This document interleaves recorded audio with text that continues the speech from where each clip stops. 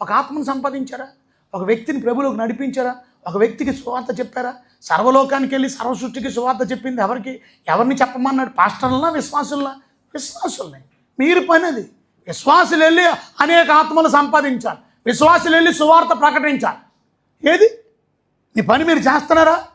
మీ క్రియలు మీ వెంట వస్తాయి. ఏం పట్టుకెళ్ళలేము. మీ క్రియలు బట్టి రేపు మీ బహుమానం. ఒకరోజు మనం ప్రభు దగ్గరికి వెళ్ళిపోతాం. పౌలు అదే మాట అంటాడు 2 కొరింథీయులకు రాసిన పత్రికలో 5వ అధ్యాయంలో 6వ వచనం నుంచి చదివితే, 2 కొరింథీయులకు రాసిన పత్రిక 5వ అధ్యాయం 6వ వచనం నుంచి, వేలి చూపు కాక విశ్వాసం వల్ల 5వ వచనం చదవండి ఒకసారి. 5వ వచనంలోకి వెళ్తే, దీని నిమిత్తం మనం స్థిరపరిచిన దేవుడే ఆయన ఆత్మను సంచకరువుగా మనకు అనుగ్రహించాడు. 7వ వచనం చదువుదాం. కనుక ఈ దేహమును నివసించుచున్నంత కాలం ప్రభువుకు దూరంగా ఉన్నామని ఎరిగి, చూసారా, ఈ బతికున్నంతకాలం దేవుడికి దూరంగానే ఉన్నాం. ఎందుకంటే దేవుడికి మన ఆత్మలో దేవుడి దగ్గరగా ఉన్నాడు. బట్ ఇన్ ప్రజెన్స్ అత్యున్నతమైన సింహాసనం దగ్గరికి వెళ్ళిపోతున్నాను. అత్యున్నతమైన సింహాసనం దగ్గరికి వెళ్ళిపోతున్నా అంటే దేవునికి దగ్గరికి వెళ్ళిపోతున్నాం. ఎల్లప్పుడు ధైర్యం కలిగి ఉన్నాం.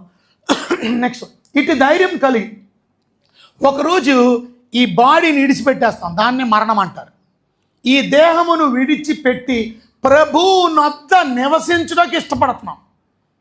అది అంటే ఎప్పుడైతే చచ్చిపోతావో, చచ్చిపోయిన మరుక్షణమే దేవుని సన్నిధికి వెళ్ళిపోతావు.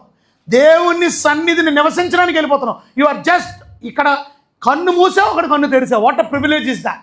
ఎంత గొప్ప ఆధిక్యత ఇది, ఎంత గొప్ప ఘనత!